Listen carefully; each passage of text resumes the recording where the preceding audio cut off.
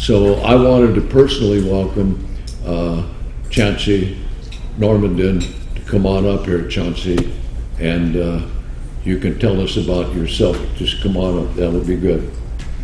And appreciate it. And it shows this: God is doing more than what we ever thought with many people in many places. Chauncey. Well, I'd like to echo my brother Bob's comments, because it is absolutely positively one of the most privileged things that I've ever done. And you may have to bear with me because I'll get a little choked up today. But finding this group, which, and I will admit now, was one of the latter groups from the Church of God, the original Worldwide Church of God that we had found online, but it was absolutely God saved the best to last. Because he let us look at these other groups and say, we can't do that, or what do these people think? How do they call themselves the Church of God? And I think, not trying to offend anyone, I think that because of the way we were chosen by God to do what we're doing and leading us the way he's leading us, that we have a kind of a better and easier ability to sit back and look over why Worldwide Church kind of imploded and the mistakes that were made there, and it allows us to take the best that each of these groups have to offer, who are still following the truth. And as I've told Fred, sometimes we'll use some UCG stuff, a little sermonette type of thing that they have on the Beyond Today thing as a little fluff piece to get us in the mood, because it's good information, but if you compare it with what you people are exposed to every single time you listen to one of Fred's sermons, it is a fluff piece. But it just gets us in the mood. And then we'll look at some stuff that John Rittenbaugh may write, and he has a good way of taking stuff. And generally what we do is we'll take Fred's stuff to get the technical end of it, and we listen to some of John's stuff to kind of, he puts it in a thing that makes it more easily to understand how to apply it to our daily lives. Technically, and I had a fellow from, and I'll say it, UCG, talk to me and say that how can I follow Fred Coulter, because he doesn't back anything up biblically, and I almost, he's a false prophet and this and that, and this was after several exchanges. It became quite clear to me that all it was an attack piece, and it was nothing to do with substance or God or anything. It had to do more with egos and other things. And I will tell you, having looked at dozens of former Worldwide Church of God sites, there is no one and no group that quotes Old Testament, New Testament, goes into the duality of Scripture and documents it and applies it the way Fred Coulter does. It doesn't happen. It's not there. And this kind of goes into what Andrew had said earlier about questioning about the tithing and, where does the money go? And going to when I first met Fred, and we started doing some things, and it was an email that I had sent out, and we had talked about it beforehand because we realized the gift that we had in our group with Pam and her ability to relate things to kids, because we had some kids, and she had up to 7 at one point in time, and we were dealing with things, and she was getting them, and there were a couple of them that were being homeschooled that were failing miserably, and she kind of took them under her wing, and 3 of them right now are on the honor roll. The 12, 14, and 16-year-old right now have gotten all straight A's their last report card. One of them, the oldest one, Elizabeth, was the most valuable player on the soccer team, most valuable player on her track team, and the most valuable sports person in her school. So she's given them motivation, given them this drive, given them this ability, this God-given talent that they all have, and she's brought that out for them. And that's her gift. And it was something that me and Bob, and it's a little bit difficult for me to be up here today and yesterday and speak, because we don't have elders in our church. There's 10 or 12 of us in the group. Me and Bob, through no doing of our own, have kind of been made the group leaders.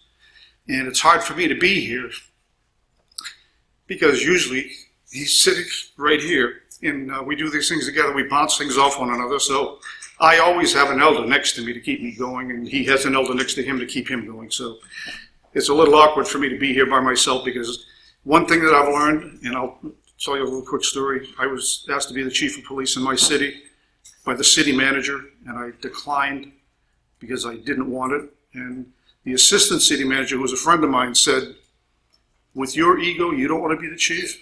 And I said to him, "Brian, with my ego, I don't need to be the chief." So, anyway, but what happens is, and I'm going to go into this a little bit later on, everything that happens during the course of our lives, everything, no matter who it is, I mean, me or Bob or Andrea, Joanne, my wife Pam, everything that's happened to us in the past has led us to this place right here, right now. And that's what we have to look back on. And there's a little thing I want to say at the end of this. But I had emailed to go to see if I go to services. Our niece and nephew were moving back to Palmdale, California. And California, Florida, big long states. I figured, how far can it be? So I sent some stuff, a request to Fred to attend the services, and he said, "Well, you're quite away from here. You're about 5 hours away." It's 5 hours away. I mean, it's just on the map. It just looks like an hour. So he said, "I'm going to Pasadena next week. Why don't you come down there?" And I wasn't going to be there the next week, so I said I would prefer to come up. And I said, it's kind of like I really can't come to California without meeting you. And in our group, we had already talked about all of this stuff. And one of the things, and again, Andrew brought this out, the money thing, one of the things I noticed when you go onto any of these sites, what's the first thing that's on their site? Their new buildings. These big multi-million-dollar buildings, all shiny glass walls and all this stuff. And a new fancy TV studio right across the river from here. And they're beautiful, they're wonderful. But, so I'm going to Hollister. And I drive up from Bakersfield the back way so I could go through the country, and it was beautiful. And I threw the address in that he had emailed me, and I drove by this place, and I'm looking around, and it's like, I must have made a mistake. So I pulled over in Subway, and I'm looking at the thing, and it says, "You have arrived." And I'm looking around, and there's a variety store and a Cleaners and a Subway, and I'm going, "Oh, well, okay." So I went to the hotel, stayed overnight, get down early the next morning, and I'm sitting in the parking lot. And figured, okay, I'm in the right place. I walked into the building, I looked, and I saw that the room numbers were there, the address, everything was there. Went back out in the parking lot. And I'm sitting in the vehicle, and I see this older SUV pull up. Notice it pull in, it parks like 2 vehicles away from me. And out steps Fred, who I know because we've watched his videos for a long time. And he walks into the building, so I kind of like give him a minute, and I walk in, and I walk upstairs and go into the room. And I told our group, I said to myself, "I'm home." You could have, if we blindfolded you and brought you into our Bible study room, it's not much different than there. The people that were there were wonderful. Jonathan, Dolores, the other people that were there. I felt like I was home. Called back and to our group and told them what was going on. Okay, good. Keep us informed, because we share everything. Everything is done. We talk everything over. There's nothing that's done that all of us don't know about. I had gone to Pasadena.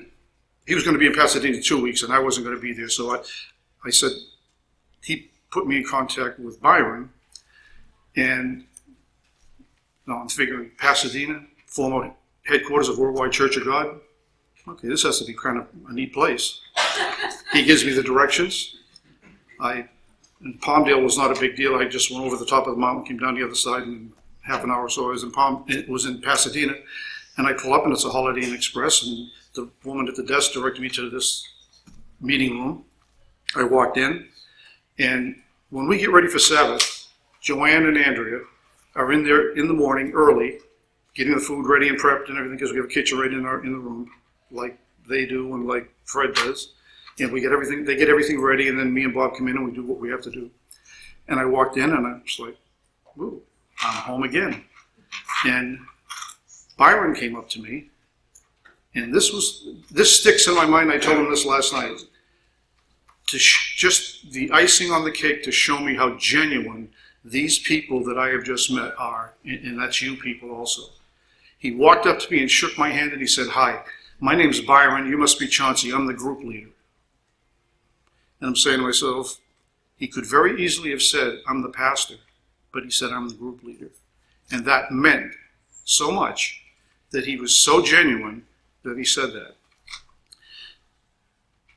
Anybody that doesn't think that God is in our presence when we assemble two or more, just in things that have happened for us, things that have happened here this past few days, you should be reinforced today that God is in here with us. And to prove that fact, look at the face of Eduardo when he was up here earlier with his children, and when he was ordained or blessed.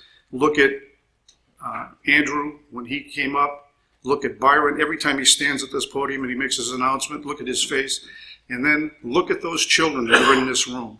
Look at them. If you don't think God is not in this room, you're in the wrong place. He is here amongst us. And that kind of brings us into where I think our group has been blessed. That is that we have picked up this ability to write basic things so that it's easily understood by children, by people who are not highly educated, by putting those things out there. And they're based on true Church of God writings. We were talking a little while ago. In our group, if someone calls and they hear about us word of mouth, and the guy that built our houses and stuff, those of you that don't know, the reason it's hard for me to be up here by myself is because Bob and I are both retired and we live 300 feet apart. We bought 13 acres of land and split it down the middle. His house is on one side, my house on the other side.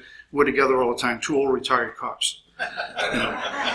So anyway, so we have been so blessed with that property, with the people that we are with the people in our congregation, that part of being an elder, as I see it, is not only taking a step back to serve the group, it's to take the members of the group and focus their abilities so that they can be better used as God would have us use them as being led by Christ. So that's what we've done with Pam. Bob and I did some Bible study series in Immokalee, and if you're not familiar with Florida, if you find Naples and you go kind of east towards the middle of the state, you'll see this farm community. It's Immokalee, Florida, all farm community, migrant workers. We were at a Haitian church. By invitation, we did a complete Bible study series, which is on our website. It's in English, but it's also in French and in Haitian Creole. So that's what we had to deal with. Probably the best educated person in there was the pastor. The next best educated was probably his wife. And then after that, it was probably a third grade education by some of the members. Some of the members couldn't read or write. So we come up with a series. We did the 10 Commandments. We did the Belief series based on the stuff that Fred had done. Faith, baptismal series, the Holy Days, Sabbath keeping. Those are all on our website. It's under a section called Building Our Foundation on the Rock. Both the and rock are capitalized because the rock is Jesus Christ. So that all of that elementary based stuff is there. So which is good for not anyone in this room because it's absolutely at an elementary level, but it is good for kids. Good for some of those people that may not have a good educational background, but it can be used especially for the kids. Pam just did a review on with our kids, and she used the stuff that we have that's on there, and they found it very interesting and very easy to follow along with. It follows Church of God principles and everything. So the other thing Pam didn't realize, and none of us did, that this Kids Corner, as we call it, and it's spelled wrong, we already know that. So there's a reason for it, to get your attention.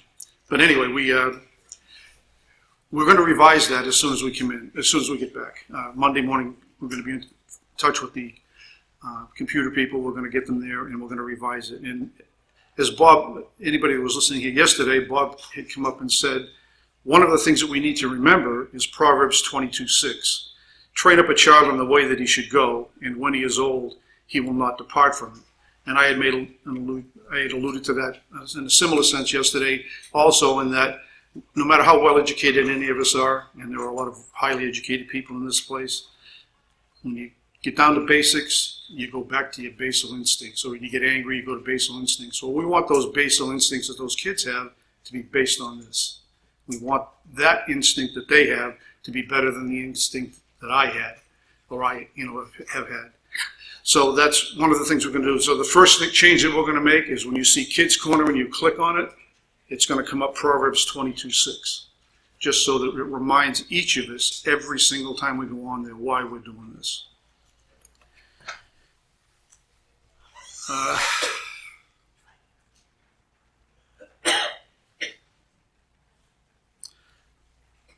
I wanted to make sure I touched on that basic stuff so that when we go onto the website, that you notice that when it talks about the foundation series, it's not something that the kids can't use. It's something that was written basically for people of that level, whether they be kids or adults.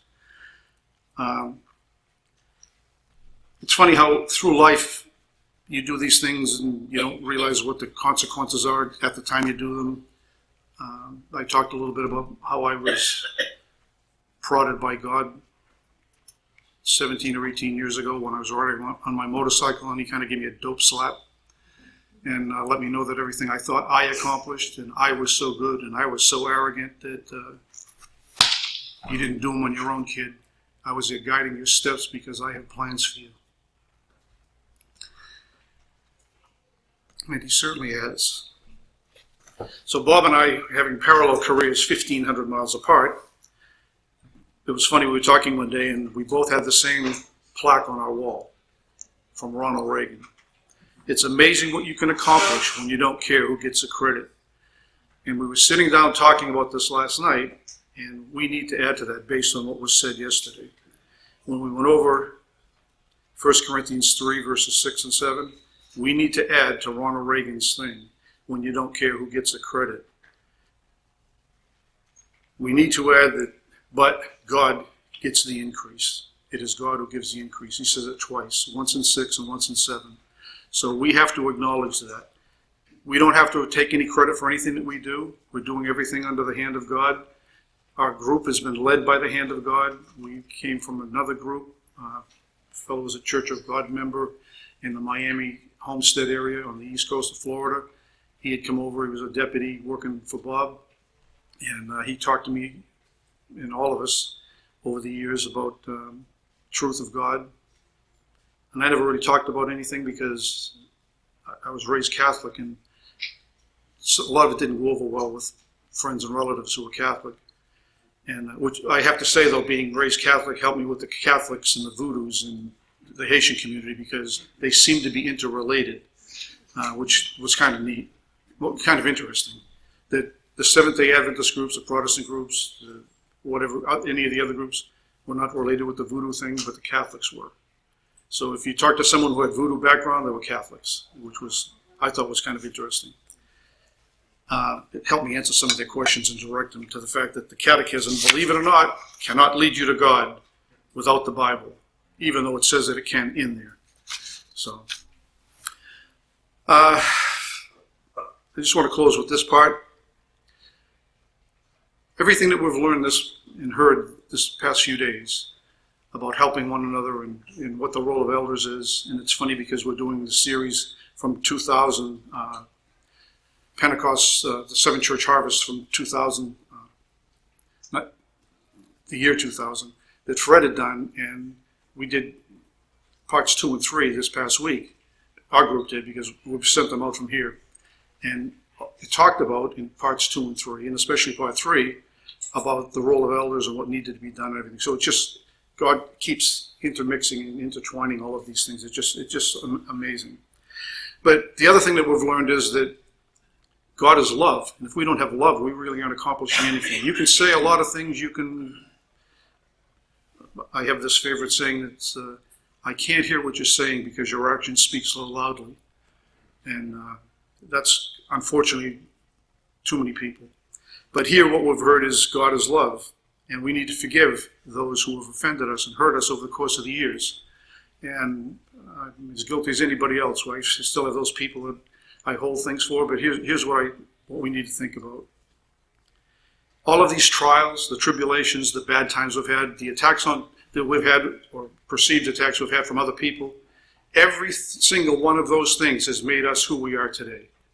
And without any of those, if we miss one of them, we're not who we are today. And I'm kind of happy as to who I am today. I'm happy with my position.